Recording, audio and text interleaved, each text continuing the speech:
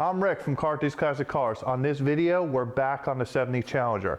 This is part 3 in a video series on the build for this E-body car. So where we're at right now, we took the last video, we concluded it with cutting down the whole entire car and all the old metal off the car. I did want to clarify 2 things on the last video that I was informed that I did misrepresent and say wrong. So I don't like to present wrong information on this channel. So I was corrected by a couple viewers and they're right. That I said that there was the VIN stamping on the E-body trunk gutter. I was just rambling on. That's a B-body thing. So the E-body is going to have no VIN stamping on the trunk gutter. So this car, that's why we didn't see any there. And the second thing was I didn't realize they make a replacement torque box for a factory style car. I was informed by a couple viewers they are out there. There's a guy out in Washington, I believe, reproducing them. It's a good thing to know for the future. We didn't need them on this car, but thank you for the viewers out there for correcting me on those. So what we did on the last video, to recap, we cut down the whole entire car. Where we're at right now, while we were gone, I sat there and I replaced the rockers, the inner rockers, and I did some rust repair on certain areas of the car. All these torque boxes, all 4 of them, I refixed and did the metal work now. The idea being that anywhere that I can blast top and bottom, and fixing a panel won't be able to hurt our blasting and we could still get to both sides of it. Then I can epoxy one time, and then with the blast, you know, going over it, dusting and everything, the panel should look like it's never been worked on. So there's certain areas on this car, if you look, I didn't touch. So these areas, the reason I don't want to metal work those now and fix them, because we can blast in here and seal up in epoxy. So that's what basically led me to fix the inner rocker over there, the torque boxes. There's a frame rail patch on the front, and a couple areas on this car that, like I said, I just want to fix it now to just get it sealed up in epoxy so we don't have to sand it back down and fix it again. The whole idea when I try to build these cars is we try to be as efficient as we can. So you can see I also went through this car and I straightened out everything and drilled out the rest of the spot wells, what was left of them. So really we need a couple more repairs, but we're almost ready to just start adding panels on this car once we're done with this video right now. So looking up here, we didn't touch anything up here. We are also going to see how this firewall blasts out. I know there's a lot of damage on this area and mostly on that side. Again, I didn't repair that area yet. I could have, but what I'm worried about is I don't want to spend a bunch of hours repairing all these channels and everything, and then we blast this firewall and then come to find out that the firewall just has tons of holes and it's unrepairable. Again, now you're charging someone for doing the work twice then, because you fixed it here and then we're going back and just replacing a panel anyway. So that's why the firewall could have been fixed but is not fixed. You can see everything on the front end. We cleaned up all these areas around the shock tower, and the owner also decided for one of the braces that we had in the other video that we are going to remove that. So this is where we're at with the car itself. This is what we're going to be using. We're going to be using our Equip 600 wet blaster. This is our blast hose. We got our water tank on board with it. I'll show you, we're going to load it up with 100% crushed glass. It's a medium grit, so we're going to load up, I think, 7 bags to start out. Should get this car done. And then the number one thing when you're wet blasting, you really need an additive. So we're going to use this Express Blast rust inhibitor. That's going to go in the water tank at the proper ratio. So when we're blasting this car, it dries without flash rushing. If you do not use this wet blasting, I've seen it happen through someone else sandblasting, the whole car, when wet blasting, will start rusting about 20-30 minutes. It'll look perfect and you can actually see the rust just start to form right away. Another thing I want to also go over, I blast my cars down in this state that's all tore up. The reason I do that is right now we have clean metal. We know when we're blasting, we're going to expose some more damage on the car, so we can fix it now, we can address it now. I see some other people in shops out there blast the cars when it's all done, and to me that's personally a little bit backwards, because now if you find more rust holes, you have to go back and fix them, where now we can address it without panels on top. The cars are stripped down again. Again, we're trying to be efficient with this. And then I don't like to wet blast the car when all the panels are on, because it makes it harder to get all the water and sand out. You'll see once we start sandblasting this car, we have to wash all this sand out. Any sand that gets built up in the car and stuck somewhere is going to rust that car. So the idea is the car's stripped out. There's nowhere on this whole car for sand to really be stuck in. So this is a perfect candidate for wet blasting.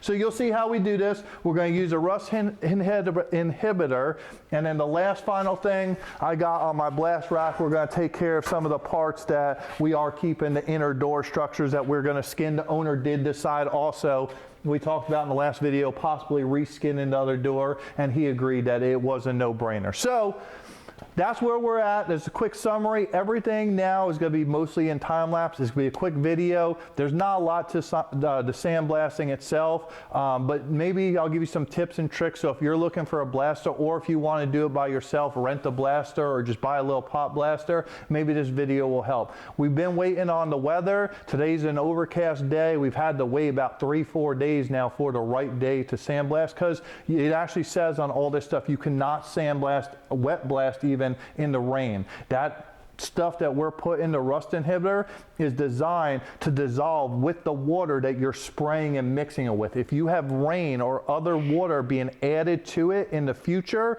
it's going to cause the car to rust, and it basically washes that stuff off. Once it dries, that stuff is ready to basically prime at that point. Another thing too, sandblasting. I've seen this done before. We're using, again, the medium grit sandpaper. There's no need to prep anything else once we blast these parts. That's a perfect grit to add our epoxy on. So I'm going to show you that. So stay with me. We're going to do time lapse. We're going to start filling up the blaster, getting everything prepped, get the car out there, outside, and we'll continue on this journey. So stay tuned and let's get blasting.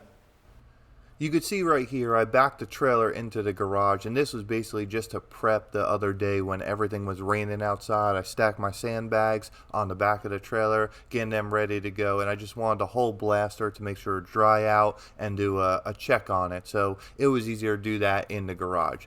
You see right now I'm adding all my bags of sand into the blast pot first. I like to do this dry, as it seems like if you put a little bit of water in the blast pot to wash the first bag down, the second bag starts clumping up. So the idea is calculate how many bags you want to put in this blast pot. I believe, if I remember right, mine holds about 15 that you could pack in there, and then after it you're going to fill it up with the water from the tank. You want the same thing. You want this water to be, everything comes from the tank, nothing from the hose. You'll see in a little bit, I'll kind of just grab the hose right here and I'll kind of just wash it down real quick. That little bit isn't going to hurt anything. It doesn't hurt the pot or anything. We're talking more about the vehicles itself. So here we are, we're backing the car up on where we're going to blast out here in the middle of the woods. Nothing's around, and now this is a crushed glass. It's safe for the environment, everything else like that. You see, we're not going to have to wear a respirator like we are when we're dry blasting. So we just take the rollback. That's the great thing about these frame jigs, is we could sit there and take this car in a completely stripped out, gutted version. I wonder if this is why other shops don't blast the cars beforehand, because if you're not on the frame jig, this wouldn't be possible. Just moving this car in the garage would bend and twist everything. But you see, we're able to do everything with this car and move it around, and it's actually very, very solid.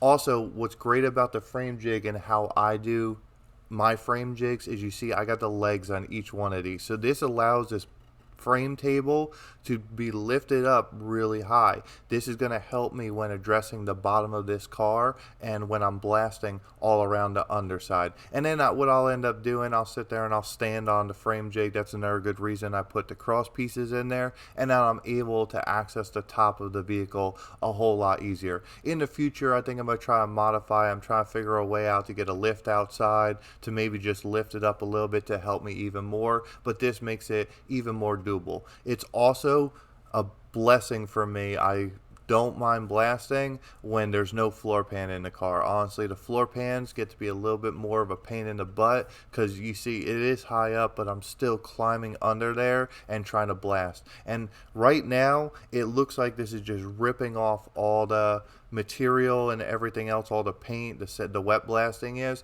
But what we're doing, this is actually time lapse, so 10 times faster than its normal rate. I'm trying to come up with a process on this blasting. There's no real exact science to doing it. What I'm trying to do is kind of start in the front more of the car and work my way towards the back. I'm kind of working the outside, then I'm getting the inside last. There's no rhyme or reason. The main thing what you don't want to do is go ahead and blast and then forget a whole section of the car. You'll see as we're blasting, and you kind of already see it kind of building up, the sand that's just overcast on everything else, that will just sit on the car. It almost looks like the car is rusting till you end up washing it down. So it's very feasible that with all this sand being caked up on anything, if you're not aware of what you've already blasted, you can miss a whole entire spot in a car out and find out during the wash down phase. And then it's very hard because then you got to go back through and reset everything and re-blast it. So like I said, that's why I sit there and I try to do everything in just a manner or process that we're running through the whole car, and I'm taking mental notes where we're going and where we got to come back to. As I said earlier, the wet blaster doesn't put the silica in the air like the dry blaster was. Basically, the water is holding it down and creating no dust and everything else. So the sand, the glass, I keep saying sand, but when I mean sand, I mean glass, is settling on the ground, and then we'll go ahead and just wash it in the future.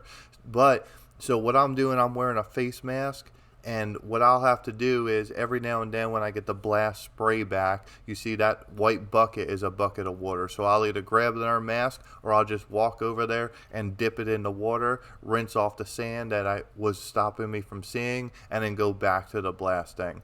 This is a pneumatic controlled dead man switch, so you can see I got the big green hose in here that is adding the water and abrasive, and then I have two air lines going up to it to the blasting tip that allows me to turn on and off the blaster. Right here is a perfect example of why blasting a car together makes it a little bit harder. Is we're trying to get in this cow area. I know this cow area is pretty bad, so I'm just trying to get that long nozzle in that area, but there's only so much we can reach at those angles. So like I said, having a stripped down car, you could see all the rusted areas right here that we're able to just get in and really clean up very nice. This car had a lot of rust. It was really a deep rust on the whole car, so that it is really taking quite a while versus I've done a bunch of cars that have just a light surface dusting on them, and then you go through them and it just rips it right off. Where this one, you see there's a lot of areas that even in the 10 times fast time lapse that I have to sit there and just focus on and really try to get the deep pitting out of it. When we do the walk around a little bit, you'll really see what I'm talking about, how some of the rust really was just eating away on this car. It doesn't matter if you're dry blasting or you could see here with the wet blasting, you're going to make a really big mess. You could see it clumping up everywhere. Luckily, we're in the woods right now and it's not going to bother anything, but just be aware if you're in a neighborhood, if you hire a wet blaster, if you decide to dry blast, it might not be a good idea with your neighbors around because there's going to be sand everywhere. The compressor's running. You see I got the ear protection on. This is a really high-pitched noise. So just be aware you might have to go out to a mobile site or somewhere where you're not going to bother anyone and you can just blast away. And this is not a quick process. These cars are going to take 4+ hours, and even one as stripped down as this, if you add one with floor pans in there, the trunk pan and the frame rails under the back, and especially with an undercoat car that's really thick, I mean, this is definitely an all-day process. You're going to be really tired and worn out if you're the one doing it. More power to someone that does this every day. This is a very hard job, and really the only reason that I do the wet blasting for my customers and everything else is just because it's something that I can control and I trust, you know. Not talking bad about everyone, but when we used to contract all the blasting out, every car used to come back with major issues and I would be the one to fix it. So right now, if I damage anything on the car, and of course we're doing our best not to, you never know what's going to happen, but I'm the one that's responsible for fixing it, and I could be honest with myself or the customer and say, look, we did everything we can do, this is what happened, or vice versa. You can see right now the sun's already come out. This is the perfect time to wet blast as it's starting to dry, and that's the less of a chance that the car is going to want to flash rust. To me, the hardest part of the whole entire blasting of a car, besides underneath a floor pan, will be under this dashboard in the firewall. You could see as soon as you spray up under there, it just sprays back. So there's going to be a couple areas you're going to see where there's a couple spots missing. It's very, very hard to see with all the water around everything.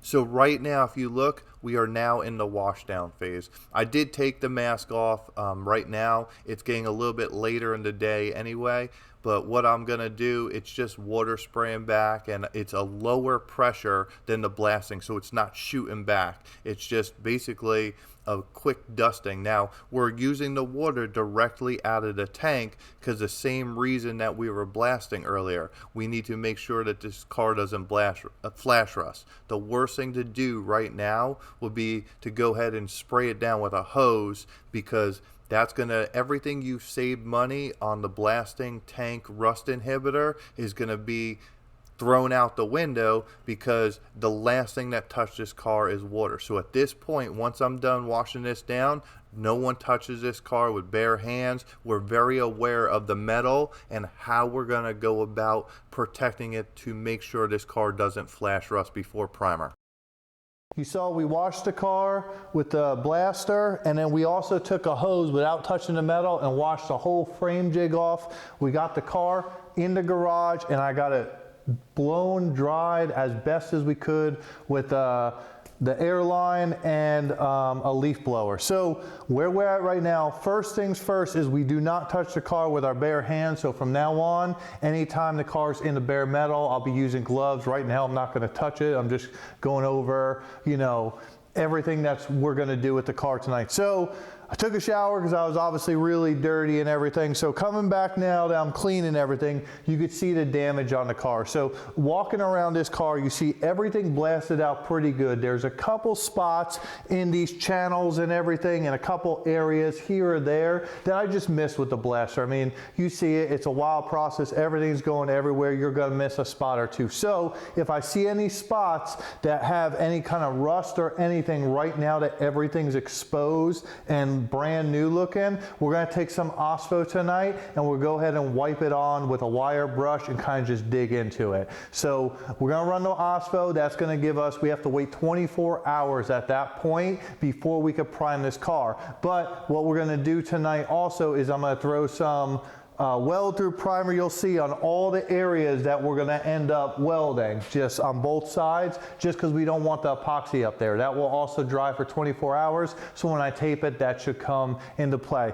Now, what I said earlier, if you go back to our first video, I said that the top of this cowl looked kind of, you know, really like it was thick primer, filler, and there was lots of filler on the cowl. There was lots of filler in the front. Looking up this cowl, you can see how rough it is. The sandblaster has exposed so much more little pinholes, and that's what I was telling you before when we were doing the cowl. It's pointless to repair the cowl at that point because there were so many questions on this cowl. So this is something I have to get with the owner, even looking at the other side. And then it's got this work up here on both sides. If you see, it's just an ugly repair. Whoever did the repairs on this car, they put a bunch of, it looks like, kind of filler, but it's almost like a hard filler in the corner, like an all metal or something. So that's packed in here. This blaster wouldn't take it out, so I'll have to scrape all that out. I mean, I'm going to recommend to the owner that as much as he doesn't want, with all the damage under the cowl and the areas that I can't even blast, you know, we were in there and we were getting it as best we can, but I still can look in there and see some areas that I couldn't get the blaster up in a certain angle. So again, I'm going to recommend to the owner that that this car is probably going to need an upper cowl and a firewall for the amount of repairs that we're going to do to the car. I mean, with all the channels rusted out and everything else.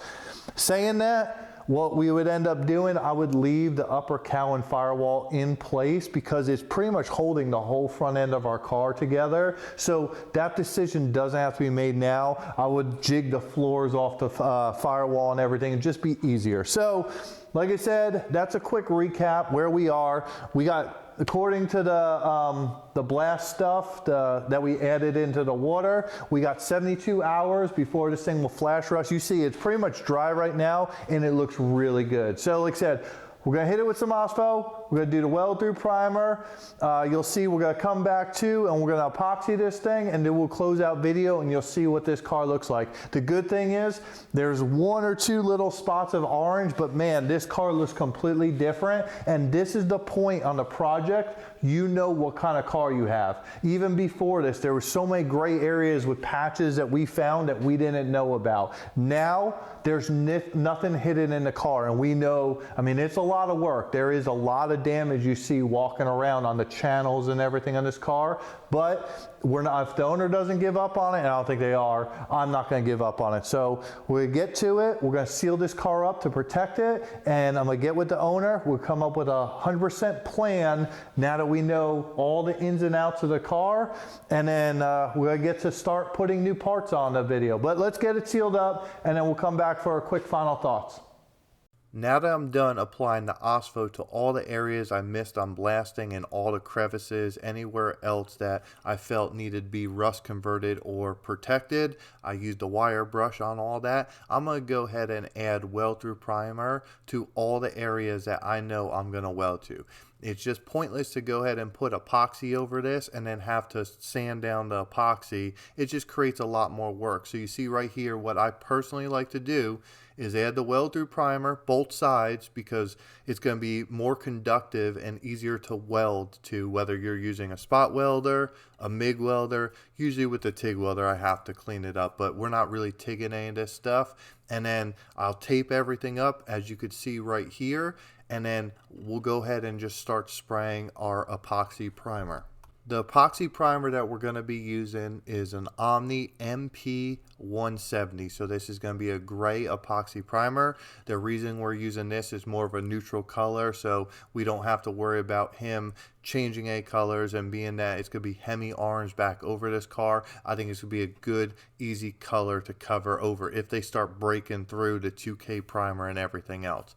What I'm doing, I mix this epoxy primer following the technical data sheet, the TDS, and I mixed it 2-part epoxy to 1 part catalyst, and I use half a part of acetone just to make the whole epoxy level down a little bit smoother. When I'm applying epoxy to the car, you could see I come up with a system, same thing that we're doing when we're sandblasting, where for this project, for instance, I started on the inside of the car, I went in the dashboard, I worked my way around the whole passenger side, working my way to the driver's side, and I left that rocker to one of the last places, so I was able to step out without damaging the primer. I also was climbing in and out of this back wheel well area. You could see also, now that I'm coming back around, I'm spraying all up inside the frame rails, the other side rocker, everywhere I can to make sure this car is sealed up and protected as best we can before we start adding parts to it. All right, we're gonna go ahead and wrap up this video on the 70 Challenger, including everything you saw here with us sandblasting and putting epoxy primer on this car and getting it to the state that you currently see. What I did with the epoxy, like I said, I put 2 coats of epoxy on everything except the firewall and cowl panel on this car. Talking to the owner, he was in a little bit of disbelief at first once it blasted out on how bad the car was. I showed him some pictures, and I think he agrees right now that we are going to replace the firewall and cowl panel. So I just put 1 coat on those panels just in case we for some reason change our mind, that it doesn't start rusting away anyway, but I didn't want to throw another coat on there right now. So you see we have our weld through primer on all the edges, everywhere we're going to go. Looking inside the car and on the frame rails and everything, it's pretty much prepped for the most part when we go ahead and start putting new panels in this car. We still have a little way to go on the new panels, being that I have to do all this repair. I'm not going to do that on camera. I'm going to come back through and I'm going to just make little patches and fill these areas in as best we can. We're also still waiting on some other parts for this car now, including a cowl panel and firewall. So we have a major order still coming for this car, so we got to wait on that. Like I said, I'm going to do all the little patches. I'm going to look through the whole car and make sure we didn't miss anything else in the epoxy phase.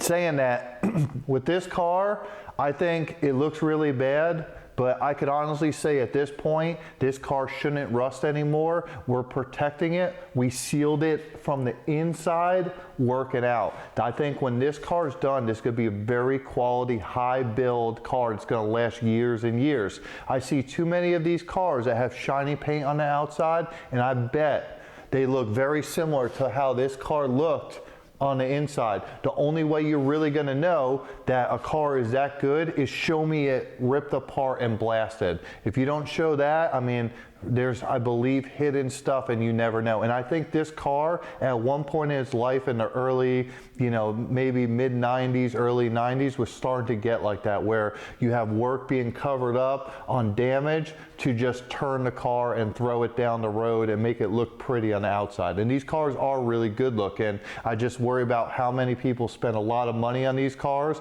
and then, you know, when if you do tear into them, they look just like this. So that about wraps up this video. Like I said, I think the car, we're gonna get some work done. When we come back, it should look very similar. The next video, what we're gonna start doing, we hopefully should start installing the components on the car, and this thing really should start going back together. You see over there, we also did the frame rails. We sandblasted the doors and epoxied them along with the other shock tower. So, like I said, this car, I think it's at a point where we can do little patches, and then we come back on the camera on the next part and the fun begins. We start installing the new panels and the car should start taking shape. So thank you for sticking along in this video. Thanks for all that's been watching this build and our other builds. I am going to put other videos out on, you know, the Firebirds coming up on another video pretty soon. We've been doing a lot of work here and there on that. So stay tuned. I'll put out some other videos. There'll be another one on this when the parts come in and all the little patches are done. Thank you again for liking, subscribing to our channel, and commenting on the videos. It really does help. So I'm Rick from Carthage Classic Cars, and we'll see you on the next video.